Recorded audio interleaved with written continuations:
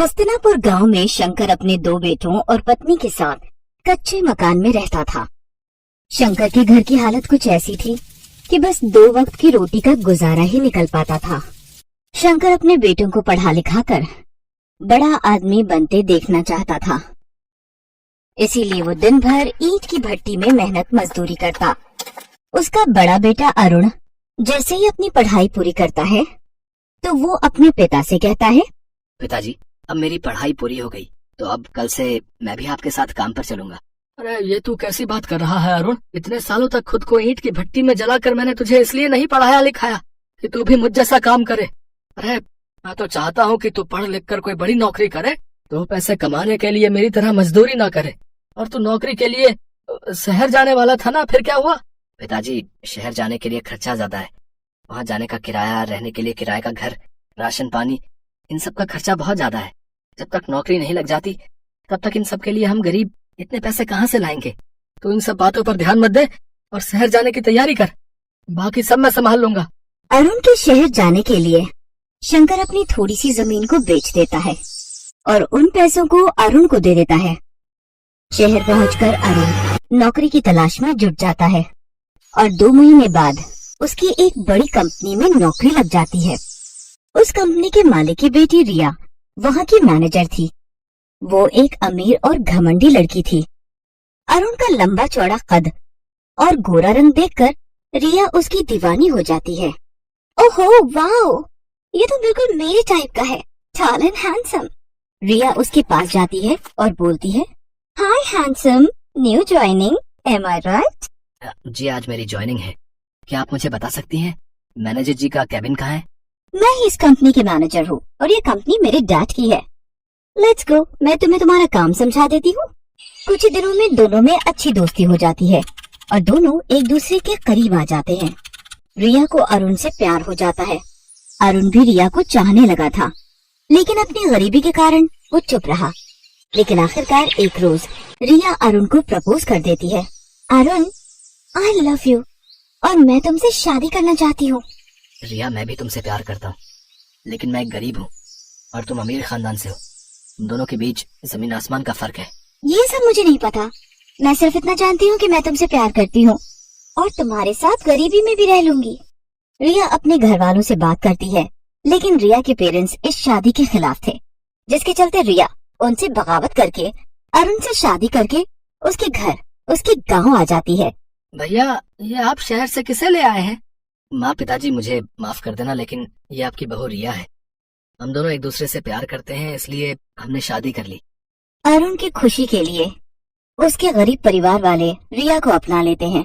इसके बाद वो दोनों अपने कमरे में जाने लगते हैं तो राहुल उनका दरवाजा रोकते हुए कहता है, भाभी, मुझे पहले पैसे दो, तभी अंदर जाने दूंगा मैं। हाँ, उफ, दिखा देना आखिर अपनी गरीबी वाली आदत। अमीर लड़की देखी नहीं कि पैसे मांगना शुरू। एक तो वैसे ही मैं इतनी थकी हुई हूँ, ऊपर से ये दरवाजा रोक कर खड़ा हो गया। तुम गलत समझ रही हो रिया, ये तो बस एक रस्म निभा रहा है और उसी का नेक तुमसे मांग रहा है। रिया उसको पैसे देकर कमरे में जाती है तो अरुण कहता है, तुम बैठो, मैं फ्रेश होकर आता हूँ। भाभी, ये रहा आपका कमरा। ओह गॉड, मैं यहाँ रहूंगी? इस कमरे की हालत तो झुग्गी झोपड़ी से भी गई गुजरी है। इससे अच्छे घरों में तो मेरे घर के नौकर ही रहते थे। यहाँ ना तो कोई इंटीरियर है, ना ही कोई लुक, ऊपर से ये खटारा पंखा पता नहीं बाबा आदम के जमाने का लगता है। पता नहीं तुम सब इतनी गर्मी और गरीबी में कैसे एडजस्ट करते हो। वो अपने देवर को गरीबी के ताने दे रही होती है कि तभी वहाँ अरुण आ जाता है तो वो चुप हो जाती है। अगले दिन रिया नहा धोकर आती है तो उसकी सास उससे कहती है, नहा गई बहू, चल आज तेरी पहली रसोई है तो अब जल्दी से कुछ मीठा बना दे।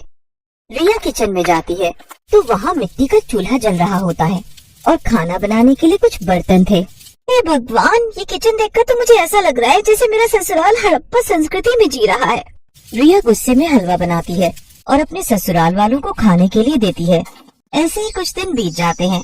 गांव में ही एक कंपनी खुलती है जहां अरुण नौकरी पर लग जाता है। अरुण जब घर पर नहीं होता तो रिया अपने ससुराल वालों को गरीबी के खूब ताने देती। एक रोज जब उसकी सास पूजा करने बैठती है तो रिया उस पर चिल्लाते हुए कहती है, सासू माँ, आपको पूजा के लिए यही टाइम मिलता है क्या? जब घर के कामकाज का टाइम होता है तो आप पूजा करने बैठ जाती हो। ये सब ढोंग बाद में करना। और ये लो, अभी ये सब्जी काटो। और पिताजी, आप निकम्मों की तरफ पड़े हो, ये नहीं कि बाजार जाके सब्जी ही ले आओ। और राहुल, तू जाकर पानी भर ला। पढ़ने का ड्रामा ना कर, बाद में करियो। जब से आई हूँ तुम सबकी तो ऐश हो गई है। अरुण जब घर पर नहीं होता तो रिया उन सबसे खूब काम लेती और अरुण के आने पर खुद बेचारी बनकर घर के काम करने लगती। कुछ महीनों बाद रिया गर्भवती होती है।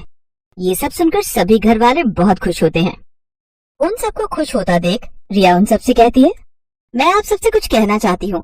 मैं नहीं चाहती कि जिस गरीबी में मैं जी रही हूँ उसमें मेरा बच्चा भी जिए, इसलिए मैं अरुण के साथ शहर शिफ्ट हो रही हूँ। मेरे डैड ने हम दोनों को शहर बुलाया है। रिया, तुम मेरे माता पिता से मुझे अलग करना चाहती हो?